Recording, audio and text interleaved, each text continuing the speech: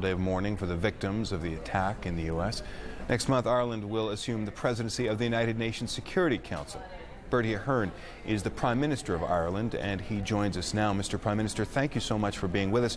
There are many Irish men and women in the United States, many Irish Americans at work in those twin towers that went down.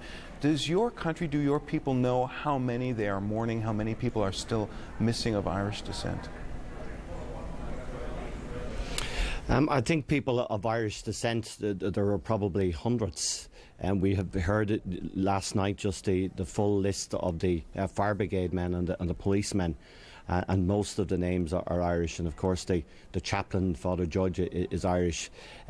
People born in Ireland, I think the numbers will be smaller than that. But I think we look at it here, Irish descent. We have, since the famine times, an enormous close bond with the United States, and it's for that reason, like the rest of the world, but particularly in Ireland yesterday, that just everything closed. There was a national day of mourning that was subscribed to by everybody, and the entire country just stopped for the day to show our sympathy and solidarity with all of the people and the families of the people, and particularly those of Irish descent.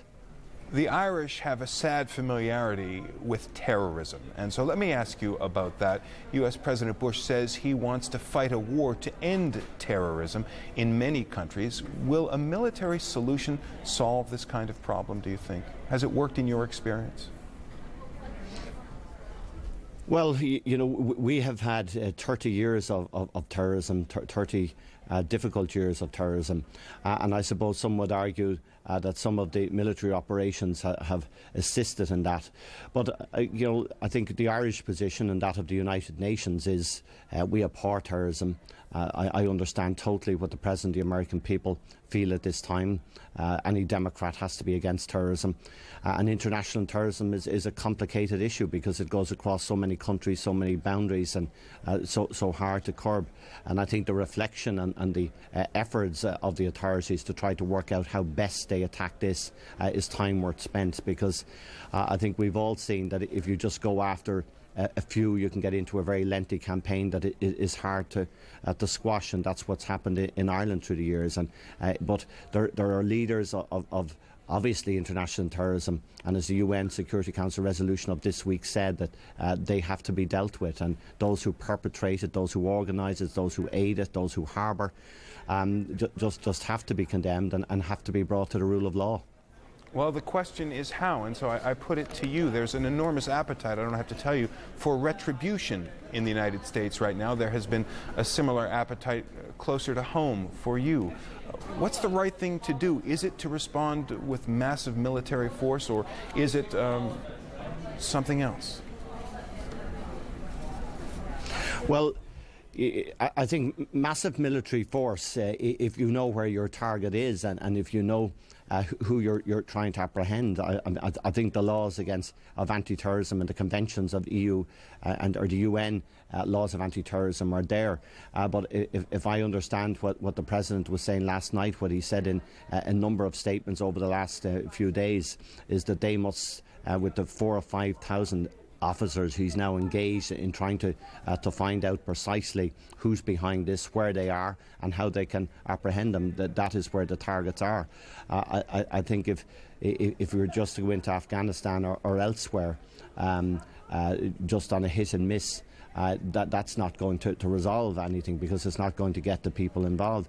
But clearly the intelligence is far greater than that, and what the President is correctly doing, I think we see from this side of the world, is to gather his intelligence on these people and then to move on targets that he clearly believes are ones that are the perpetrators and the organisers and those who have harboured them. And that is not an easy task, there's no doubt about that. But I think the United States has acted very responsibly in the last number of days. Let me jump in and ask you about something else that the President is doing. The President is essentially asking nations around the world to choose sides. You're either with the United States in its campaign against terrorism, or you're against the United States. Ireland has a long and proud history of neutrality in international matters. Where are you going to stand now? Well, Ireland have always stood with the United States. Ireland have had a special relationship with the United States. America has always been helpful to Ireland. When last Tuesday afternoon, when we heard of the terrible tragedy events, I was with Ambassador Haas, who was helping us on Northern Ireland. So I think Ireland's position is clear on that. Yes, we are a military neutral nation, but we have played always an honourable and a very significant position in the United Nations, and we'll continue to do that. And as you said at the outset, we will be taking over the presidency on the 1st of October on this two-year term that we have, and we look forward to playing a supportive role to the United Nations, honouring the UN conventions and honouring the strong anti-terrorism conventions that have been signed, and particularly 1269 of October 1999, which is extremely strong on anti-terrorist activities. The United Nations is an institution devoted to diplomacy, devoted to dialogue and negotiation. Right now, the United States wants revenge. No one is talking about negotiation here. No one in Afghanistan, we've been hearing from our correspondent there, is talking about negotiation either. Ireland is taking on a new and important role in the UN very shortly. Is negotiation necessary now, or is the time, as the United States seems to feel, for action? Well, it would seem bin Laden and others will not be much into negotiation, and never were. And obviously, if the President and his assessment of those of his advisers are that these are the perpetrators, these are the organisers, the UN resolution of this week is very clear on that matter, and I'm sure that is what the United Nations is going to follow, with the support, I think, of the democratic world, and hopefully the decisions to be taken, and they are enormous decisions. But what has happened has been an attack on human dignity. It's been an attack on the civilization of the world. It's been an attack on all those people who believe in peace and justice. And obviously the United States and I think everybody else will understand the actions that have to be taken. One last question for you, sir. You know better than anyone about what happens when a fight against terrorism doesn't succeed. Is it the right time to sound a note of caution? Should the United States be warned by you and other leaders that things could go very much worse, perhaps, if they aren't successful? Well, as I understand, what the President has done is not to rush to reflect, and as he said, this is not going to be short, this is going to be long term. And I think, as we all know, and we know in Ireland, that terrorist acts can go on for a considerable amount of time. If you're trying to chase the leaders who hide in caves and hide in mountains, it's very hard to thwart their full efforts. But that does not mean that you do nothing. And clearly action has to be taken. But I think the President and his advisers must carefully calculate how they can, it's very hard to eliminate it totally, but how they can go a long way towards dealing with these terrible murders. Prime Minister Bertie Ahern of Ireland, thank you so much for speaking with us. Thank you very much. Well, India's leader is also extending support to the United States. Prime Minister Atal Bihari Vajpayee offered condolences to the victims of Tuesday's attack and made this prediction. As you know, terrorists have struck yet another blow at the United States of America, at humanity, at the civilized way of life. But I have not the slightest doubt about the eventual outcome. Democracies, open, free and plural societies shall prevail. Our prayers rise for those who have been killed. Our hearts go out to those who have lost their loved ones. Every Indian feels for them.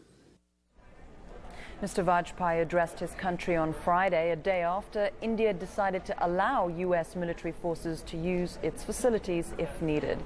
Among the many countries holding memorial services for the victims is South Africa. It lost at least 9 of its citizens in the tragedy. Here's our bureau chief in Johannesburg, Charlene Hunter-Gold. A somber service, no singing. Highly unusual in a country where singing is a staple of any gathering. But on this day, only words, sad words, from Christians. Our humanity lies in dust and ashes around us. Words of reconciliation from Muslims.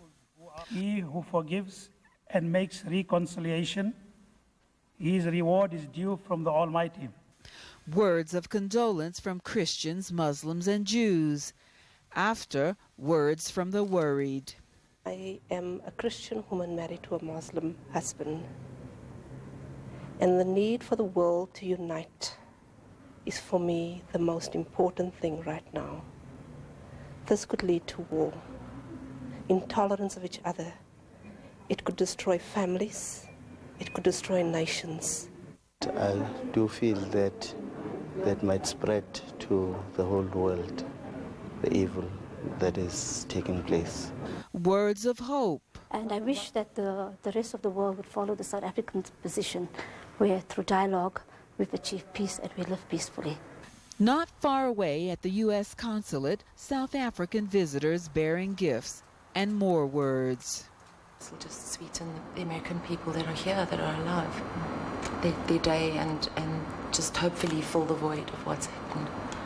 I'm from Morocco, you know, and it doesn't matter if I'm Muslim, I'm Christian, or I'm Jewish. Doesn't make difference, but it's really hurt me a lot.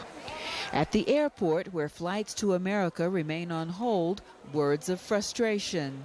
Like, I'm a nurse, so you just feel like, oh, you could help out in some way, but, your hands are tied, stuck here. We stand ready to extend such humanitarian assistance as we may be requested to extend.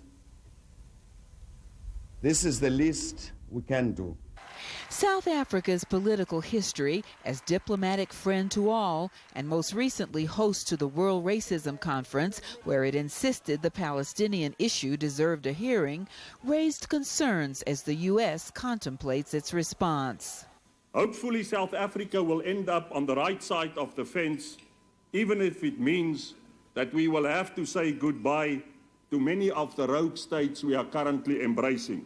And we are part of the world that is saying the perpetrators of this must be found, and they must face the weight of the law. We must implore on the United States and NATO to avoid the same level of indiscriminate action when meeting punishment to the guilty parties. No one is sure exactly how long the American flag will fly at half-staff here. But as long as it does, South Africans say they want Americans to know they're with them in their hour of sorrow and grief. Charlene Hunter-Gault, CNN, Johannesburg. We take a moment now to look at the human face of this tragedy, with the recollection of 7 lives cut short Tuesday. Here's Frank Sesno.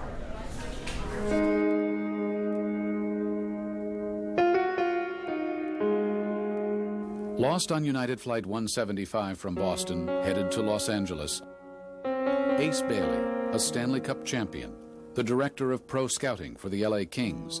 It would have been his 32nd season working in the NHL. Mark Bavis was flying with him, a young Kings scout who played hockey for Boston University, where his twin brother is now assistant coach.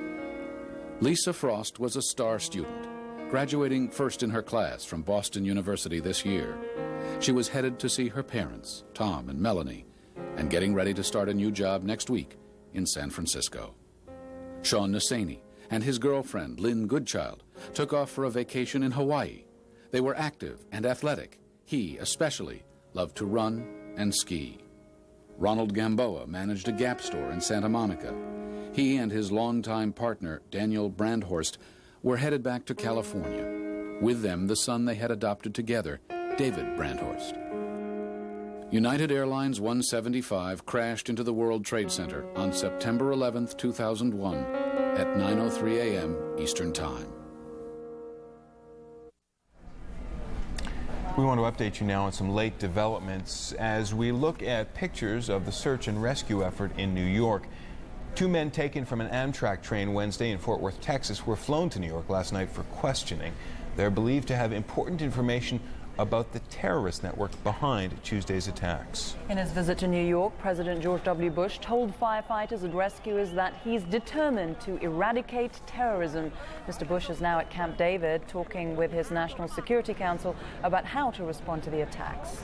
And the second so-called black box from the wreckage of United Flight 93 in western Pennsylvania is being analyzed.